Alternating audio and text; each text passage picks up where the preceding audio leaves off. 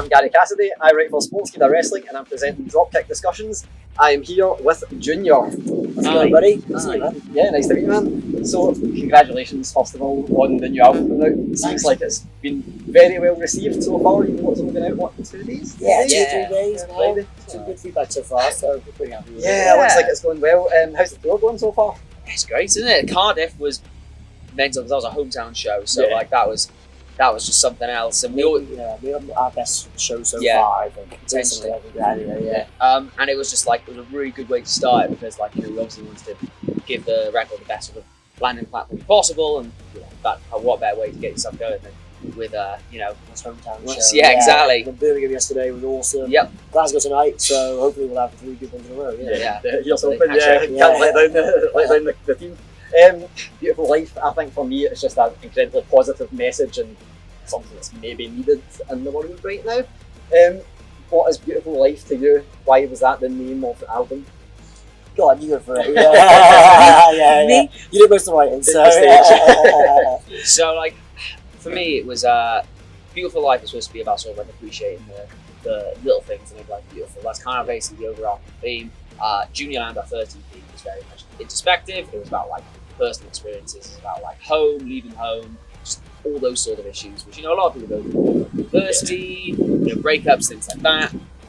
When we did Beautiful Life, it was a bit more taking in other people's perspectives, seeing people who are going through circumstances which maybe make them feel not comfortable in their own skin, or don't feel comfortable as themselves. So we wanted it to be sort of like a record where we were spoke to people and said that we understand, and like we wanted people to feel comfortable and happy, and just sort of like it was supposed to just sort of radiate sort of happiness and positivity. But basically, like you said, it was like now more than ever is when that message sort of really needs to sort of resonate, and like we hope that it has with some people. But hopefully it can be an album.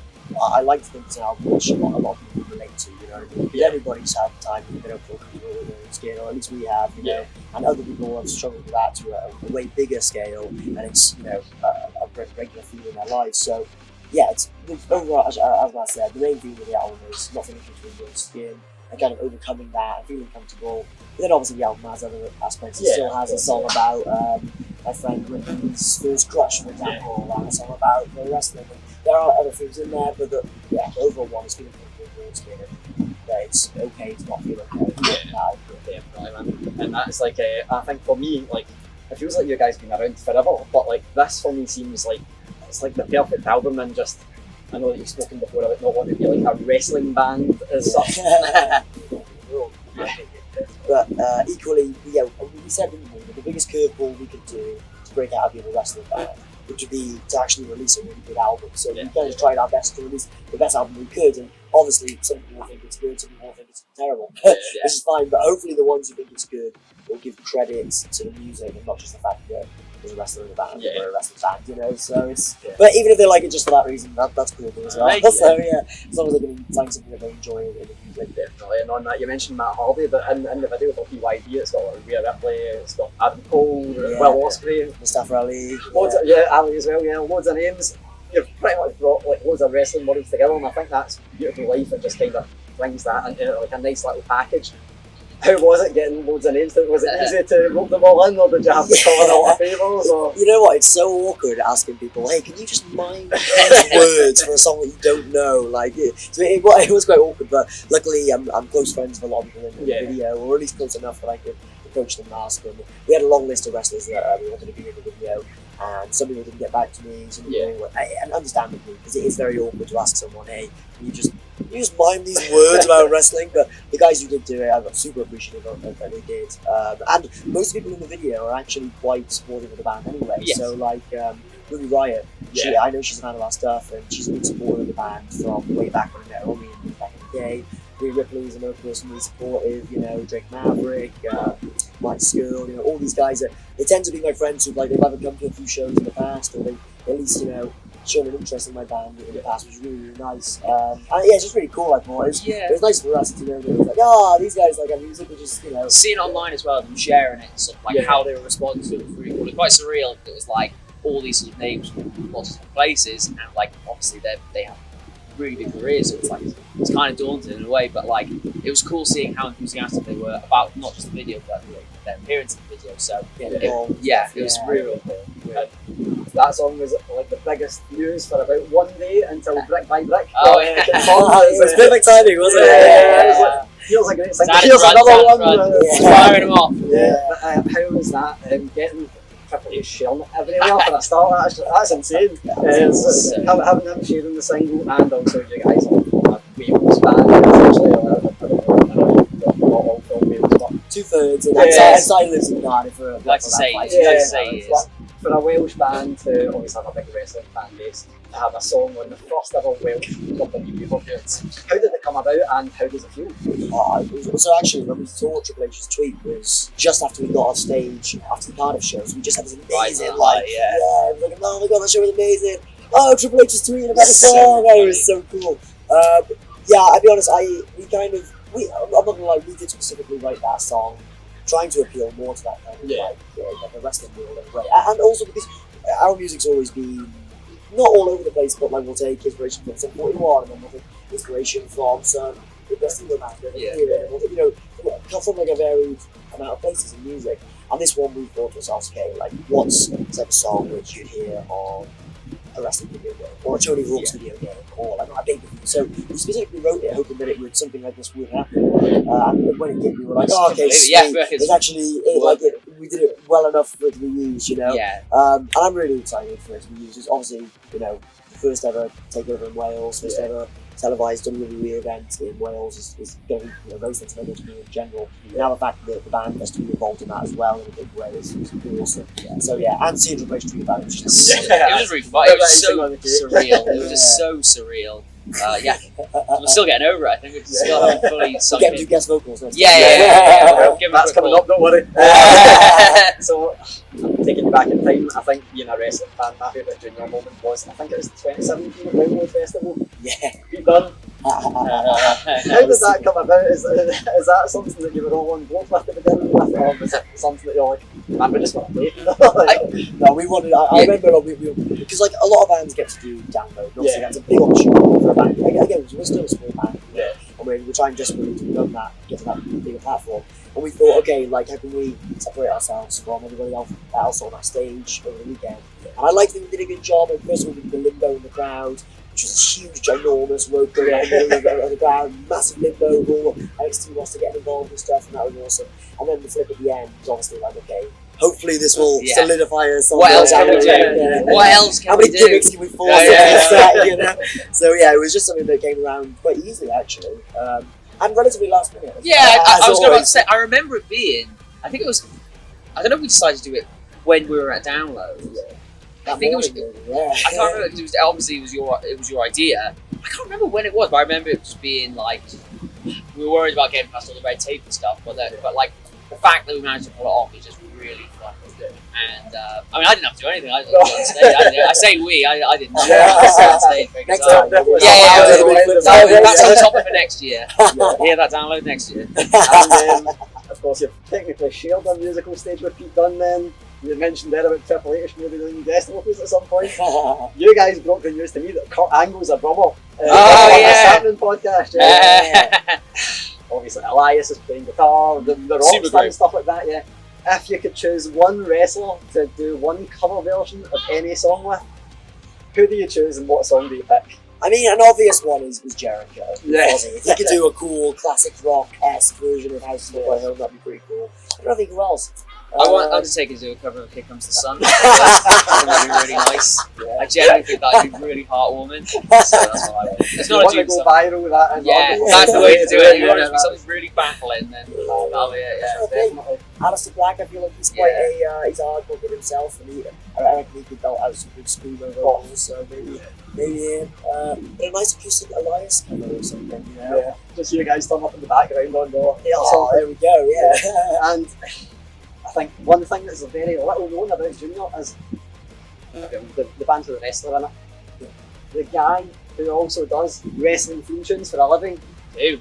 Man, you've done so many big ones. Like I know you've done Pete Dunne's older one, Marcus Burrow as well. What's the favourite one you've done? And if you could choose a dream person to do a song for, who would you pick? I think so. Probably the biggest is Marty Skrull, just because like it wasn't just like because he's obviously such a big wrestler and like his career's grown up. It's huge, and it was such a fun song to do. Yeah, it was a long process, but it was such a fun one to do. And to me, it's got like not just the sort of like the being such a big wrestler, has a sentimental value as well, because it was like the first turning point where I feel like Attard really kind of like took off. Yeah. So like it has that. So I'd probably say. Marty's theme. It's a great song as well. It was really fun. Whoops. It was for me at 3 in the morning in my old uni house. It was definitely something. So every time I hear it, like I occasionally just do a Google and just watch it on YouTube and stuff where it's being used and things like that, and seeing it in these like Madison Square Garden size arenas, and it's good. And like this whoop whoop which I did when I was like in my uni house, had a deadline tomorrow for like for like a uni project, and I was like, oh. That's what I remember, right? And Wrestler's Theme. You know what? I don't want to dunk on Code Orange, but I reckon I could do a pretty sick hardcore song for House of Black. I reckon that Code Orange is coming for you. Do something even heavier. That's what I'm going to go for. That's so funny coming from the pop punk band. It's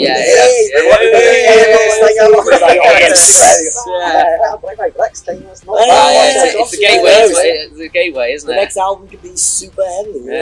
Unpredictable. Definitely, and I don't want to just like say that you guys are amazing. Obviously, Sai, who's the drummer as well, runs. I think he's a big part of Head Above the Waves. Yes. Actor, huge part of I think in this current day and age, and general life as well, it's obviously important to have like good mental health and raise awareness of that. But specifically, I think with music and wrestling, there's been way too many losses over the past couple of years, maybe even more than that.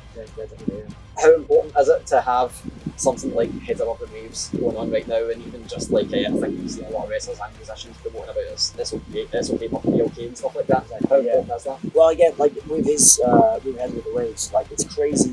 Even just having a clothing brand or a company or a little shopping cart that you can go to and see the messages that it's okay to not be okay, to see that self-love is important, and I think just that alone it's the smallest little thing, but people need to be reminded. As I said, like it was great writing this album pretty much about that exact topic, because the Sai's obviously very, very knowledgeable on it, and it's something that everyone in the world can relate to.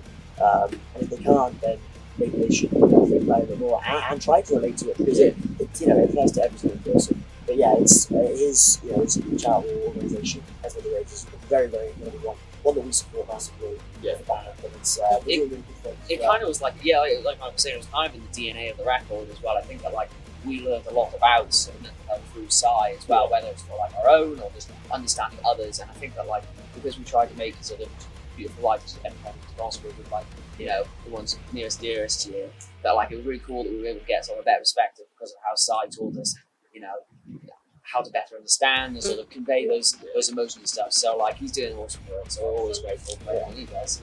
And because there's only 3 of us in Junior, like everyone's important anyway.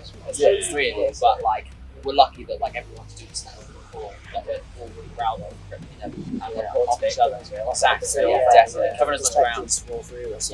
Totally. Having a beautiful life behind that goes hand in hand with that message as well. So album 2, what's next? There's album 2 then. I was like the only one. Bit of stress going on there. I'll be honest, we're unsure at the moment in the sense that we released this album myself, so this was all, we didn't have a big label behind us, self-produced, self-recorded, not self-recorded, but with help from our friends and stuff. It was very much a DIY project. Labor of love. Yeah, it did a labor of love. And I feel like at this point we're kind of just seeing what comes next, because we'll always be a labor of love. What's going on in our lives with Sai with Head Above the Waves, you with Attard, with me, with WWE and the wrestling career. There's so much going on, but we're kind of just seeing where things go, And for now, we're just really happy being able to go back on the road again and play shows. To finally get this album out, which we've been kind of working on for the last 2 years. And whatever's next, hopefully it's good, hopefully it's positive. And I'm sure it will be, because if it wasn't, we probably wouldn't do it. And you just mentioned that with how difficult it is to actually make music together, like find time and stuff. How difficult is that with Mark's schedule and just like you're juggling things as well? Is it difficult to get the time to do these tours? It is, but I quite like the challenge. So like even like today we were talking about trying to go to the gym whilst we're on tour, for example. Because it's one thing when you're in like the wrestling bubble around loads of wrestlers, and it's a priority for everyone, and then when you're on tour and you drive in from Wrexham to Glasgow today, tomorrow will be from here like Manchester in the car for like in the van for like 5 hours at a time. It's quite hard to like maintain a decent diet and hit the gym regularly and stuff, but it's also quite rewarding then when you manage to pull it off, and equally that's why sometimes we will have a month or two at a time when it does seem quiet in Camp Junior, because I might be off in America, or I might be touring with Nova more and stuff, so genuinely it's we're never gonna, I think we accepted a long time ago, we're never gonna be in the same situation as we're doing that. We're never gonna be able to climb the ladders and destroy in the same way that other bands do, and be able to tour constantly. But I kind of like that in a way, because it's a bit different, and we can just we can just do what we can, and then when we do end up doing a tour like this one, it's really, really fun. We're not burnt out. We're not kind of you know what I mean. We're not kind of on each other's throats or anything as well. We enjoy each other's company as well, which helps, because I feel like a lot of bands when they're on tour for like months and months and then just get on each other's nerves. But like we like each other. But obviously we have our own personal space, we go on to our own things, but like we enjoy just being in the band, having a laugh with you guys and stuff. So I think that's really beneficial. Well, actually. And I like ending with one controversial question. Don't need to answer it. I've got one. I know you guys are big Blink-182 fans. Tom DeLonge or Matsuki? That's my end the interview. I'm not answering that. I mean, musically, obviously, I'm going to favour Tom DeLonge when he's in the band because it's nostalgic. But I really like the California album, and I think Matt's got an awesome voice, and I really like that country. So they're all so special in their own way. Then if you want to settle on that's in the middle. In the middle. Excellent. Well, thank you guys so much for speaking to me. Cheers, brother. Thanks, Thank you so much. Cheers, man. Cheers. Thank you.